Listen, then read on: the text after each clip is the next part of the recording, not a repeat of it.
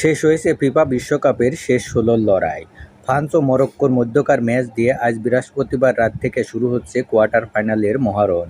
টুর্নামেন্টের শেষ সময়ে যেখানে টিকিটের মূল্য আকাশচুম্বী হওয়ার কথা, সেখানে ব্যাপক হ্রাস পেয়েছে। ফিফা বিশ্বকাপের টিকিট বিক্রির দায়িত্বে থাকা টিকপিকের তথ্য অনুযায়ী শুক্রবার স্পেন-বেলজিয়াম ম্যাচের সর্বনিম্ন টিকিটের দাম যেখানে $২,৯৫০ বা $৩,০০,০০০ ছিল, নাটকীয়ভাবে তা কমে $১,২০০ বা $১,৪০,০০০ নেমে গেছে। টিকিটের দামের এই বড় ধসের পেছনের মূল কারণ শেষ ১৬ ম্যাচে বেলজিয়ামের কাছে স্বাগতিক যুক্তরাষ্ট্রের ৪-০ গোলের ব্যবধানে হার। এ হারের ফলে ৩ আয়োজক দেশ যুক্তরাষ্ট্র, কানাডা ও মেক্সিকোর বিশ্বকাপ মিশন শেষ হয়ে গেছে।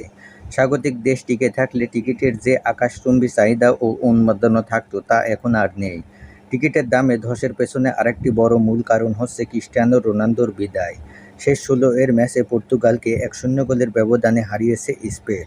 এটি ছিল ফুটবল মহাতারকা ক্রিস্টিয়ানো রোনালদোর ক্যারিয়ারের শেষ বিশ্বকাপ। বৈশ্বিক ফুটবলে ক্রিস্টিয়ানো রোনালদো নামটাই অন্যতম বড় আকর্ষণ। কিন্তু সেই রোনালদোর পর্তুগাল নকআউট পর্ব থেকে ছিটকে গেছে।